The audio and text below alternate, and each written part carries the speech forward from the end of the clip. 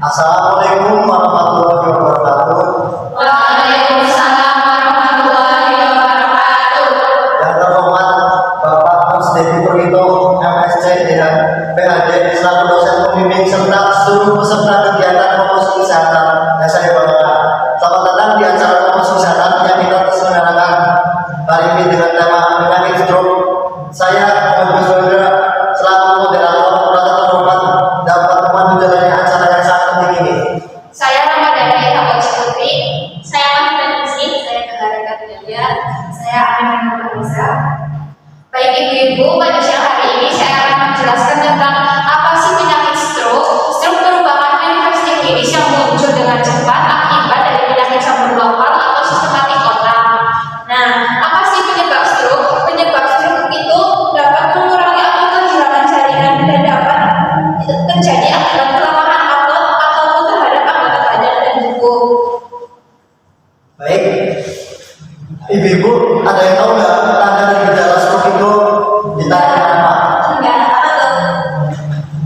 Tanda dan gejala stroke biasanya ditandai oleh lumpuhan wajah atau anggota badan, gangguan yang berkaitan dengan sensitivitas pada satu atau lebih anggota badan, perubahan mendadak dalam kondisi mental, disantri atau berbicara cadel atau pelek, diplopia atau kondisi memiliki penglihatan ganda, ataksia atau kesulitan bergerak, dan sakit kepala, mual atau vertigo.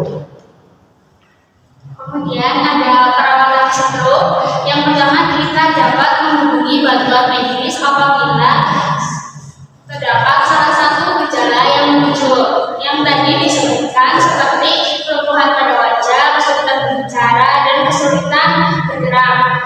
Kemudian yang kedua ada perawatan rumah sakit yang meliputi pemeriksaan fisik. Ibu-ibu di sini apakah tahu pemeriksaan fisik itu meliputi apa? Tidak, belum tahu ya. Pemeriksaan fisik itu meliputi tekanan darah ya Bu, nadi, suhu, dan respirasi. Ibu tahu tekanan darah manusia itu berapa Bu? Tidak tahu. Oh, belum tahu ya. Jadi saya kasih tahu ya, tekanan darah normal pada manusia itu 130/80 ya Bu. Dan dapat pemeriksaan diagnostik. Apa sih Bu tujuan pemeriksaan diagnostik? Apakah Ibu pada tahu? Belum ya. Pemeriksaan diagnostik itu untuk menentukan jenis stroke nantinya ya Bu, dan penyebabnya apa sih yang menyebabkan stroke. Kemudian ada perawatan obat-obatan ya Bu. Perawatan pasca stroke setelah peladaran di rumah sakit itu kita dapat membantu penderita stroke melakukan peregangan otot ya Bu. Di sini saya akan memperagakan peregangan otot bahu ya Bu. Kita dapat menjauhkan dan mendekatkan tangan ke samping dalam hitungan 5 selama 3 kali ya Bu. 1, 2, 3, 4, 5. 1, 2, 3, 4, 5. Apabila pasiennya mengeluh sakit, jangan dipaksa ya Bu, lakukan secara perlahan.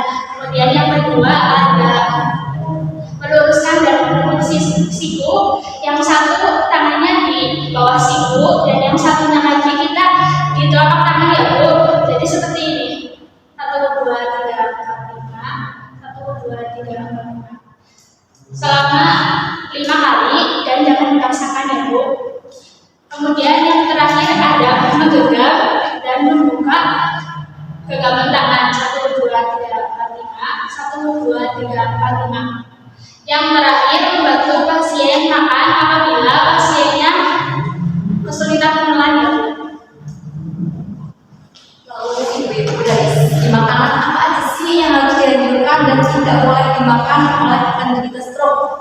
Saya mau tanya ibu, anggota keluarganya mungkin teman atau kerabatnya ada yang kena stroke? Tidak ada ya. Oke, jadi makanan yang dianjurkan itu bukan makanan yang sehat ya Bu. Yang pertama makanan yang mengandung karbohidrat apa aja coba selain nasi?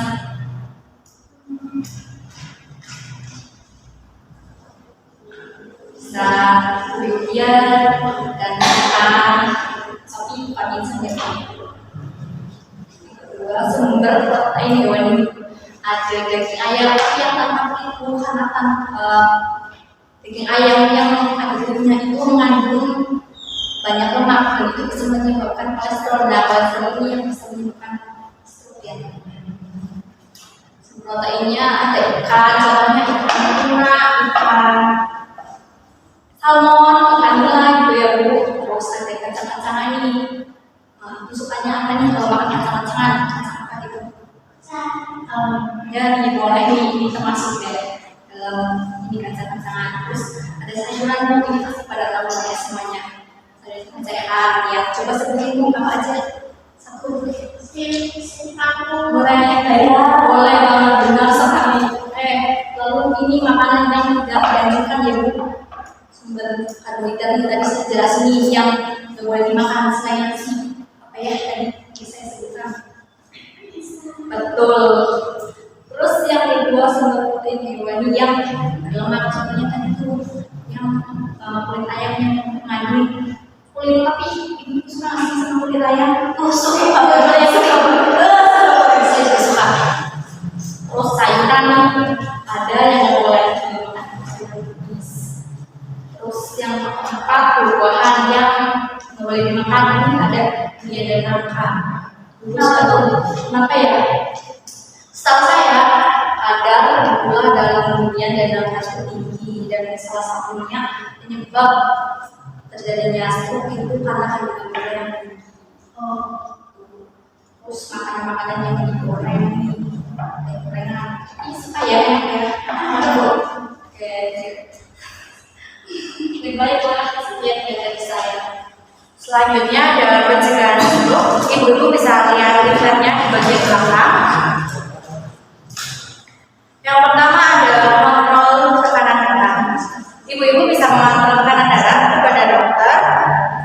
Selanjutnya ada lakukan olahraga ringan 5 kali dalam seminggu, minimal 30 menit lah ya, kayak lari atau apa gitu, intinya yang ringan-ringan aja. Itu bisa mengurangi pencegahan stroke. Terus bisa memperbanyak buah dan sayuran. Terus kurangi garam karena makanan yang seimbang itu sehat. Terus selanjutnya ada berhenti merokok dan hindari asap rokok. Lalu tidak mengonsumsi alkohol, periksa dan obati penyakit, kontrol kadar kolesterol Anda. Ibu-ibu bisa mengontrol kadar kolesterolnya di apotik atau di klinik, rumah sakit atau dokter terdekat ya Bu. Selanjutnya ada pertahankan berat badan yang seimbang, dan yang terakhir kurangi resiko diabetes. Baik, penjelasan dari Bapak Perawat ini sudah selesai dan kita sudah mau masuki sesi tanya jawab. Adakah ibu-ibu yang ingin bertanya? Silakan. Saya belum tahu cara pemulihan stroke itu ya. Itu cara pemulihannya itu gimana? Pemulihan stroke itu dapat bervariasi ya Bu, tergantung dari tingkat keparahan stroke tersebut. Ada beberapa orang yang mengalami stroke itu cacat permanen, dan ada yang tidak bisa sembuh. Pemulihan stroke ini bisa dapat dilakukan dengan terapi ya Bu, terapi rehabilitasi dan rutin minum obat. Adakah ibu yang ingin bertanya lagi? Saya, stroke bisa terjadi karena apa sih Mbak? Stroke dapat terjadi karena terganggunya aliran darah ke otak ya Bu, atau tersumbatnya arteri yang mengalirkan darah ke otak. Hal ini disebabkan karena pembuluh darahnya pecah, dan ada kondisi lain yang dapat meningkatkan risiko stroke. Seperti tadi yang dijelaskan, ada tekanan darah tinggi, kolesterol tinggi, diabetes, dan kebiasaan merokok. Apakah sudah dipahami Bu? Terima kasih ya Mbak. Ibu-ibu ada yang tanya jawab, kita tutup dan kita akan Baik Ibu, kita sudah selesai di penghujung acara ya Bu. Adakah di sini yang mengingat apa pengertian dari stroke Bu? Saya Mbak. Oh ya, bisa dijelaskan Ibu. Stroke adalah kondisi yang terjadi ketika pasukan dalam otak atau kayak mengalami gangguan atau kekurangan akibat penyempitan. Ya, ya, betul sekali. Berarti Ibu paham ya Bu, stroke itu apa? Ya, Bisa diedukasikan ke keluarga ya Bu. ya. Terus, tadi kan saya merambai pergerakan otot kan Bu. Adakah Ibu yang masih hafal contoh dari pergerakan otot? Bisa dicontohkan ya Bu? Ya, silakan. Ya, jadi telapak tangannya di sini ya Bu. Telapak tangannya di sini. Nah, coba Ibu secara pelan-pelan ya Bu. Dalam hitungan berapa Bu? Oh ya, silakan Bu. 1, 2, 3, 4, 1, 2, 3, 4, ya. Terus kemudian selanjutnya meluruskan ya Bu dan menepuk siku. 1, 2, 3, 4, 5. 1, 2, 3, 4, 5. Kemudian yang terakhir ada genggaman tangan ya Bu. Bisa dibantu. Ya, seperti ini. 1, 2, 3, 4, 5.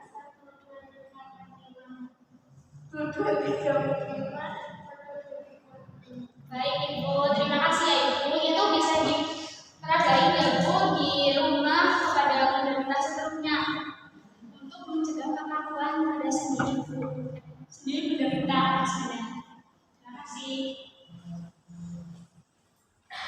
kegiatan ini bertujuan untuk meningkatkan kesadaran kita Ibu semua tentang pentingnya menjaga kesehatan melalui berbagai sesi yang akan kita ikuti. Diharapkan kita semua bisa mendapatkan pengetahuan yang bermanfaat.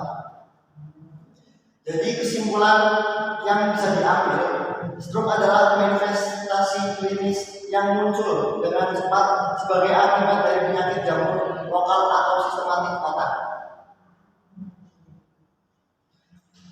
Semoga acara ini memberikan wawasan